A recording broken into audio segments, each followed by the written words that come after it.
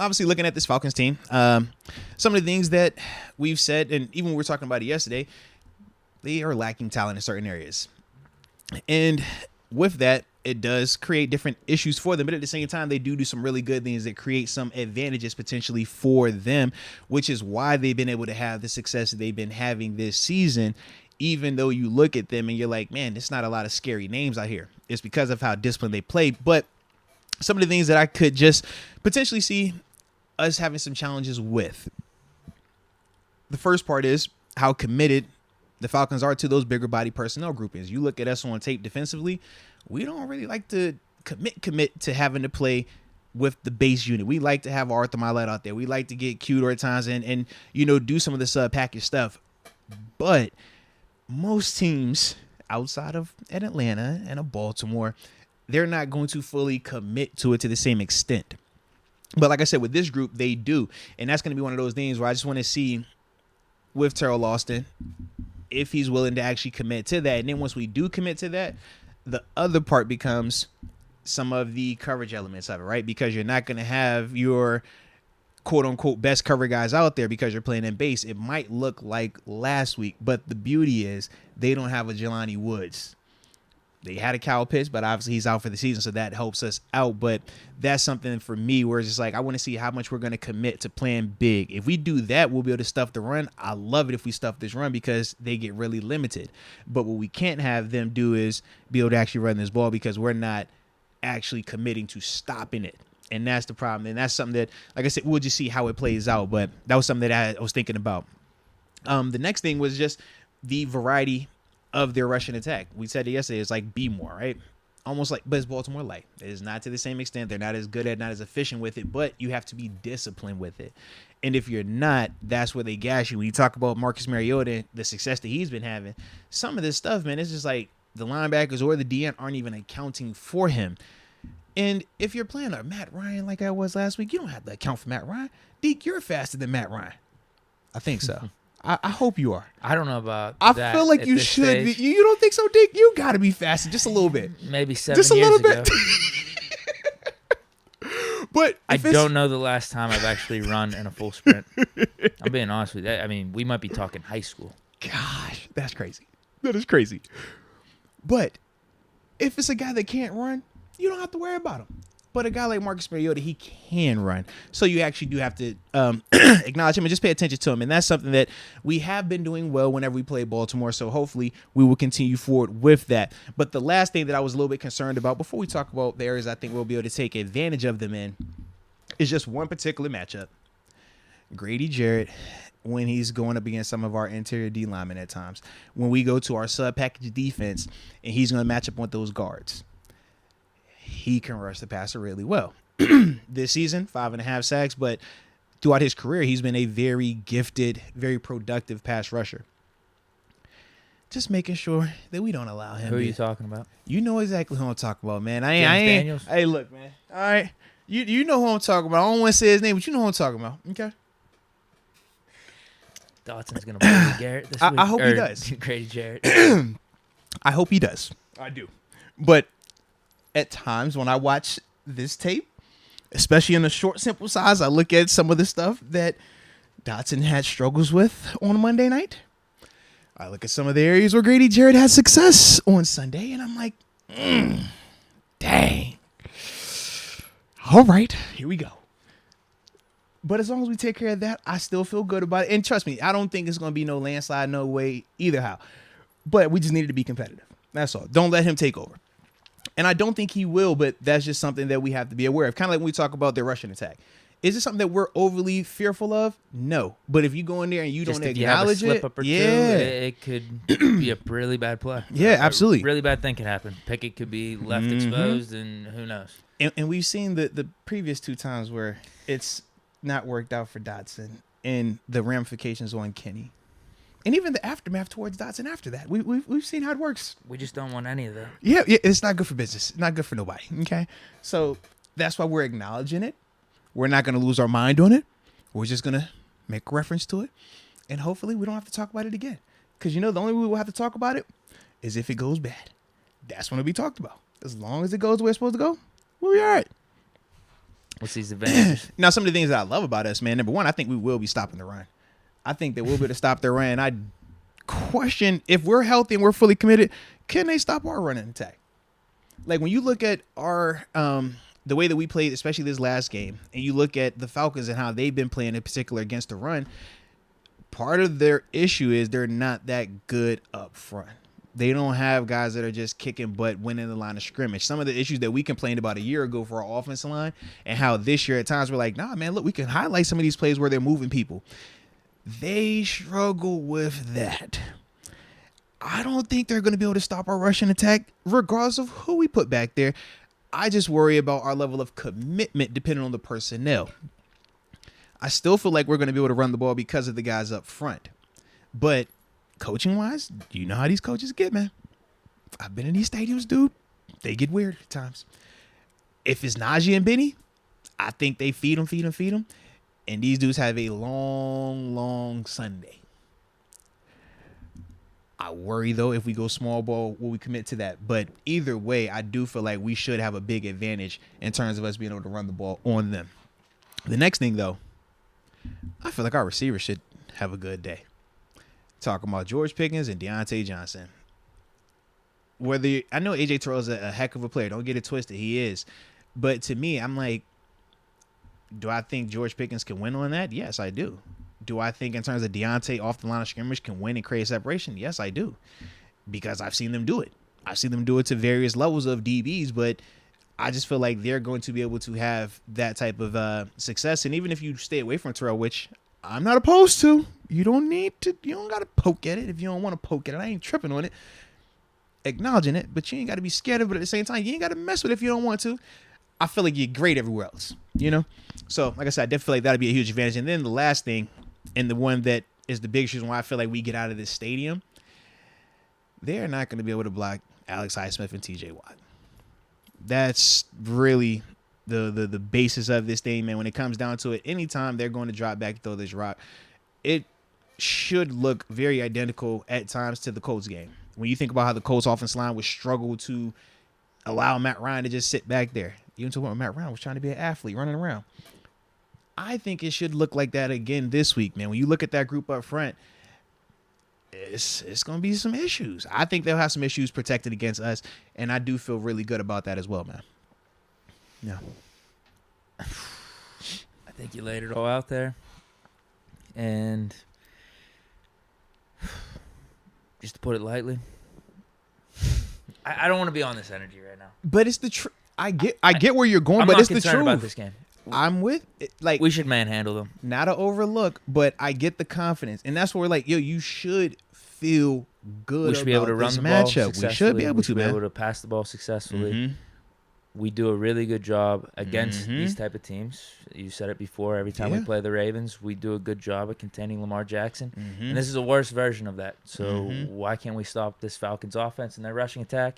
And then all of a sudden, if we stop that, they have to go and start passing the ball, which is not really effective either, even though that's probably our weakest part of our whole team, our secondary. Mm-hmm. But Marcus Mariota and the Falcons receivers and what they try to do, that's probably their worst part. Doesn't scare me at all. But it's funny. Our secondary right now is probably the worst part of our defense, right? And when you look at their the Falcons, it's like, man, because of some of the injuries and the scheme itself, their passing attack is like not like that. It's bad at times. It is. I want to stay humble. I want to say, hey, man, Falcons, they got good players. We got to be really concerned. Just because, sometimes when I get on this energy, I start jinxing us and stuff. But I truly feel that way about this game. We should win double digits and in a very, very, how do I want to say it, decisive fashion. Yeah. No, I'm with you on that, man, because the thing is this, and drop your score predictions in the chat as well, please. But the thing is this, man, if we play to our ability, we should win this going away. If we come out and we're shooting ourselves in the foot, they're good enough and disciplined enough to make it a coin flip. And that's the dicey part when you're watching the Falcons. Every team that they've played, you're watching them on tape and you're like, bro, how are they even in this game? But the way they'll be in it is, oh, they fumbled over here. Oh, they threw a pick over here. Oh, they gave up a big return, or they gave up a score here. Oh, it's like those type of things. And because they play disciplined enough, it allows them to just linger. So that's why for me, when I think of this matchup, I'm just like, man, this is more so about us this week than about them. Some matchups, a mirror check here. Yeah, like some matchups you go in there like, man, we got to worry about Jamar Chase this week. Or, hey, man, we got Josh Allen and Diggs this week. Hey, man, we got to deal with Derrick Henry this week, Jonathan Taylor. It's like, nah, that's not the case this week. This week is more so, Deke, you do your job, I do my job. Bro, they can't stop neither one of us. We going to be good today. It's that type of vibe, man. So, like I said, I'm excited about it for us and for this stage of the season that we're in with this team. Check. Yeah, because we want to see, like, okay, you're getting hot now. Can you keep going with it? You've won what, 2 out of your last 3? Can you make it 3 out of your last 4? Yeah, and then after that, you see what I mean? Like, North rival. Can you stack another one? And that's the thing we always talked about too as a team. It's like, okay, you won 1. Can you stack another one on top of that, and then another one and another one? Because you have to stack wins at this level. Those are the teams that really do it. Man, they're constantly 3-4 in a row, 4-5 in a row, 6 in a row. You get elite when you get 10 in a row. You get double digits, Deke, that's filthy. All right, but that's how it is. Like, you want to see how many you can stack. So this is a great opportunity for them. But like I said, they're gonna have to be locked in, man. I like how you put that. We got to show ourselves we're more of this second half team that we're starting to become, rather than the first half team. Because based off what I see in these last 3 games, that's why I feel the way I do about this matchup and why the Steelers should win this one going away. Let's see if we are the second half team. And I believe we are. Like, there's nothing that has showed up over these last 3 games that makes me think, oh, we're just going to randomly revert to the first half here. Unless we do. And this is why we're calling it a mirror check, heat check type of game. Absolutely, man. Because if we just do some of the dumb stuff that we did in the Patriots, Jets, and Dolphins game, they're good enough to win. Yeah, exactly. That's the only way we could let them linger around. That's the only way I see it. Yep. My only issue is like you just said, because we can go and look at the tape and point to examples of us doing that as a negative and then us not doing it as a positive, but all within the same season. That's what's going to make it interesting. But, man, that's why Sunday is Sunday, man. So if we drop interceptions, we start letting them run all over the place, and we're not setting the edge and stuff, like, and the stupid stuff. We turn the ball over on offense, the stupid stuff. This could be a closer game than we like and potentially a loss. Give up a touchdown to Cordell Patterson on a return or something fluky. That's how the Colts get back into it. Exactly. Fluky. So, absolutely, man. But let's see. We did get some scores coming in here. All right, got Rashawn Jackson. It says 28-17 Steelers. CYTO or Saito? Keto? I don't know. But he says 24-20 or 24-10. Excuse me, Steelers. Knight Rider 16, 24-17 to Steelers. Jesse Miller just says Buffalo. Know how that goes. Yeah. My burner account says 27-0 Steelers. Let's go. There it is. DJ Stuff 81, the Beat Maker, says 28-14 Steelers. Jesse Miller with the Falcons 3, Pittsburgh 0. Yikes. Oh, Sean McCartney. Yikes. He's not predicting this. He says, someone mentioned it in the chat yesterday. He said, loved whoever said it yesterday, 28-3. It's not a bad score. I thought that score was like taboo. You don't want to score 28-3, man. We was down 28-3 at one point at JMU this year. It worked out well for us. Big comeback. Yeah, I don't like 28-3. Leave that score alone. Oh, yeah, man. That was the Appalachian. Yeah, say, whoa, right? I would say 28-3. You got to be careful with that score, man. Steeler Nation on fire, 33-10. Leah Warren, 21-10 Steelers. There it is. Leah Warren, a.k.a. my Buffalo sister.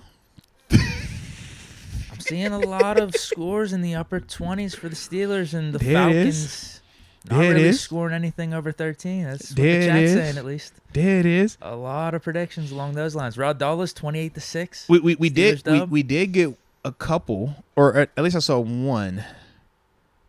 I thought it was 2.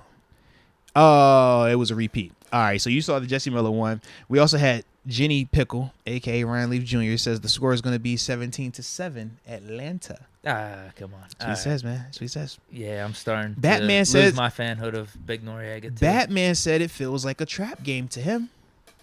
That's what he says. Now Jenny Pickle's saying is 28-6 Atlanta. He's coming around then. All right. No, he's going in the Oh, worst I thought direction. he was going for us. All right. MPCP says 13-9. Ugly game for both offenses, but he doesn't specifically say who is getting the dub. So we'll just err on the side of Steelers. All right. Lamar Jackson, 32-17 Steelers. Okay. Colton Troy Fu, 18-6 Steelers. I like it. All right, so I'll drop mine because I did look at his 502. I actually got to get on ready to call him up. But I'll go first on my score prediction. Sure. I do feel good this week, man. A lot of the things that we've already been saying, I think follow suit. I think that they're going to have some issues stopping our rushing attack, and I think that we will be able to win up front because games where we have the advantage in the D-line, in the trenches, D-line, offensive line, we just play a lot better. We're able to control the pace of the game. We're able to just dictate a lot more. And I feel like this is one of those prime matchups for us where we have the competitive advantage in the trenches. I feel like we're going to score this week too, man. We'll keep the trend going. We've had, 20 points, 30 points, 24 points, right? I have it 27-18 Steelers. Feel like they'll definitely be able to score. I do feel like we will give up some nonsense at some point in time. You got a safety happening or something? I don't know. 18? No, I don't know how it works out, but, bro, I just feel like, we're going to get something janky going on, man. Yeah, it's always something janky going to happen. So I feel like, we will do something to allow them to stick around, but I don't necessarily almost like to the Colts extent, but not as dicey as that second half got. But it will feel a little bit like that where we're like, we're in control. Still learning to win. Yeah, we're in control, but we're going through some growing pains. We're going to come in here on Monday, and we're going to be like, yo, man, he balled. He did some good things. But he also did some of that right there. Hey, defense did it. Well, they also did some of that right there. But we're going to all feel good about it, though. And that's the thing that, like I said, man, for us, I just think this team is ready to take that step, and this is a part of it. You have to learn to win, but these are games specifically that you have to learn to come in here and operate with a certain level of efficiency just because you are the A team in this matchup right here, man. You got to operate like that, period. I'm going to keep it simple. This is the game the Steelers elevate. Rest of the league, after this one, put them on notice. Take note. They do. They start writing in their notepads. Steelers, watch out. Better put some respect on them, baby. We run the ball. Pickett lights it up. Multiple touchdowns this game. Should have had multiple touchdowns over these last 3 games. Absolutely. There's been some drops that have happened. So let's not act like those touchdown predictions that I've been talking about haven't been valid. Yeah. It's been there, and it's going to really happen this game. At least 2 or 3 for Pickett. And our defense shuts them down. Mariota. Yeah. He does nothing against us. We stop their run game. We have one of the best rush defenses in the league. I don't see how that's stopping this week either, even though they have their little RPO game, and that's their identity and stuff. We're gonna their best rushing attack is gonna be the first 2 possessions. After that, I anticipate this becoming like boring in terms of like when we watch their offense. I feel like the first 2 possessions, the speed of it could get you a little bit seeing it in person, but after that, I'm like, man, I don't see how they have continued success against our defense with that offense right now, man. Matthew Wright, the real Matty Ice, goes down to Atlanta, shows them what the real Matty Ice actually looks like. Drain some field goals, 100%. Okay. Falcons get 10 points. Give me 10. We drop a 30 to 10. We've been flirting with it. We've had multiple opportunities to put up 30, so it's not, I don't see this offense getting stopped. Well, they started out 4 out of 5 in terms of scoring drives last week. Might as well replicate it, improve it, keep going up. 8675319 says, oh, wow. Okay, his username's that song, 8675319. I was like, why does that sound like a song? He says, call the shutout, Deke. I was about to. I'm not even going to front. I was about to. What's up then, Deke? Scare money don't make no money, man. What's happening? I don't want to do that to What's us right happening? now. So you I live don't want to do that So you to live us. in your fears? You gonna live in your fears? I'm not. You live in your fears, Deke? I'm not. Deke, you can't live in your fears with Bills on and Steelers hat. Or that's Pirates hat, but either way, I got you. I didn't want to do that to us today. You sure? Okay. We're a young team. Scared. No, I'm not scared at all. No. So what you saying then? It's just a young team. I heard a person once say age ain't nothing but a number. It's just a young team. I don't want to be putting these extra So that means you or ain't got nothing to be scared of. Extra hype around. No. You ain't got nothing to be scared of, baby. No. Sometimes it's better to be quiet and fly under the radar. That's what I want this team to be doing right now. Yeah. I guess. I think this is the right time to be flying under the radar, not to be going off the rails or anything. We still got to stay humble with it because we did let the Colts get back in last game. We did. And we almost blew it. Even though that game, I felt like we should have blown them out after how that was going in the first half. That is very accurate, yes. So, no.